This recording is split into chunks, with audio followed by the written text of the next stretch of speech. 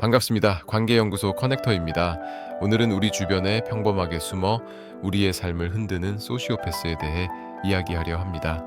여러분, 혹시 직장에서 모두에게 인정받는 매력적인 동료에 대한 이런 경험 없으신가요? 그는 항상 자신감이 넘치고 성과를 내며 위기에도 흔들리지 않습니다. 하지만 그와 가까운 부하 직원들은 몸과 마음이 망가져 퇴사를 고민합니다. 그와 대화하면 묘하게 불쾌하고 내가 무능하게 느껴지지만 객관적으로 그는 잘못이 없어 보입니다. 오히려 그의 성공을 보며 내가 너무 예민한 것인지 자책하게 되죠. 아닙니다. 당신이 이상한 게 아닙니다. 당신의 직감이 보내는 신호는 정확하며 그들이 성공하는 서늘한 심리학적 이유가 존재합니다. 오늘 우리는 왜 그들이 높은 곳을 선점하는지, 그들의 뇌 메커니즘과 방어 방법을 깊이 있게 파헤쳐 보겠습니다. 먼저 소시오패스라는 단어를 재정의할 필요가 있습니다. 실제 소시오패스는 대중매체와 달리 세련되고 지적인 모습입니다.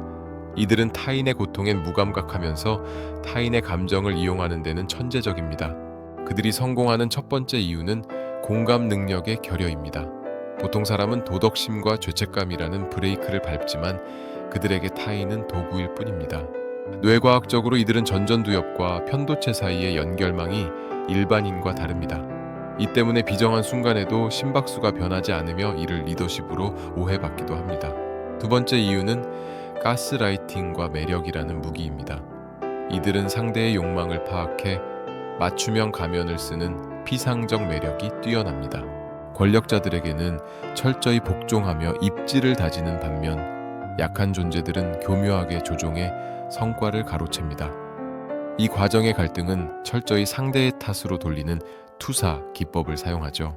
결국 주변 사람들은 자존감이 깎여나가며 그에게 의존하게 되고 그는 그들의 희생을 발판 삼아 승승장구합니다. 세 번째 이유는 도파민 중심의 보상 체계입니다.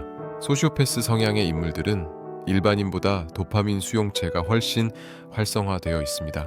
이는 그들이 위험을 감수하는 데서 오는 쾌감에 중독되어 있음을 의미합니다. 시장 폭락이나 위기 앞에서도 두려움보다 짜릿한 승부욕을 느끼며 남들이 공포로 물러날 때 공격적으로 배팅해 기회를 잡습니다. 이런 과감한 리스크 테이킹이 성공하면 사회는 그들을 혁신가나 천재적 전략가로 추앙합니다. 그렇다면 우리는 이 포식자들 틈에서 어떻게 살아남아야 할까요?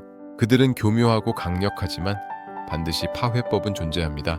가장 중요한 첫 번째 원칙은 감정적 거리를 두는 것입니다. 그들은 당신의 감정을 먹고 삽니다. 당신이 화를 내거나 당황하는 모습을 보일 때 그들은 당신을 통제하고 있다고 느낍니다. 따라서 대화할 때는 아무런 감정 반응을 보이지 않는 회색 바위 기법을 사용해야 합니다.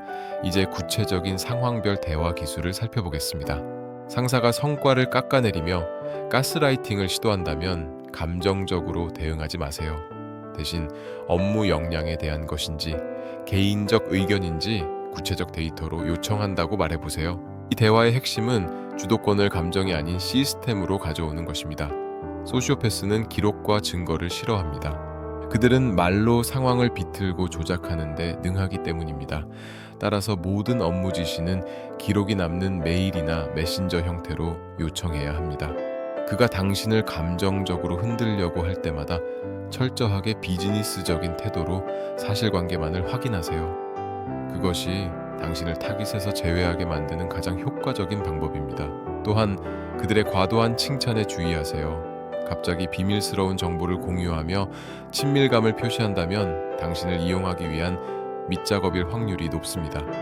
그럴 때는 긍정적 평가에 감사하되 담백하게 답하는 것이 좋습니다.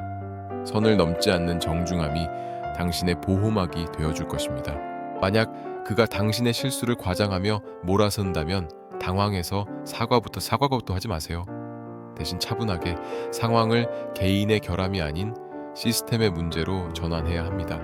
오늘 우리는 성공이라는 화려한 간판 뒤에 숨겨진 소시오패스의 민낯을 들여다보았습니다. 그들이 사회적으로 높은 위치에 올라가는 이유는 그들이 훌륭해서가 아닙니다. 단지 인간이라면 당연히 가져야 할 공감과 양심이라는 짐을 과감히 버렸기 때문입니다. 그것은 진정한 의미의 성공이라기보다 타인의 삶을 훼손하며 쌓아 올린 위태로운 성에 가깝습니다. 혹시 지금 소시오패스 같은 인물 때문에 괴로워하고 계신가요? 그가 당신을 비난한다고 해서 당신이 부족한 사람이 되는 것은 아닙니다. 오히려 당신이 따뜻한 마음과 양심을 가졌기에 그들의 공격 대상이 된 것일 수도 있습니다. 당신의 공감 능력은 결점이 아니라 인간을 인간답게 만드는 가장 고귀한 능력입니다. 기억하세요. 당신은 그들의 각본 속에서 희생양이 될 이유가 전혀 없습니다. 당신의 가치는 타인의 평가가 아닌 당신 스스로가 자신을 대하는 태도에서 결정됩니다. 오늘 우리가 나눈 이야기가 당신의 마음을 단단하게 만드는 방패가 되었기를 바랍니다.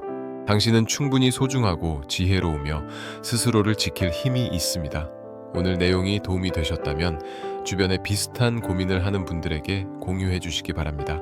우리는 연결될 때 더욱 강해집니다. 지금까지 관계연구소 커넥터였습니다. 여러분의 평온한 일상을 응원합니다. 감사합니다.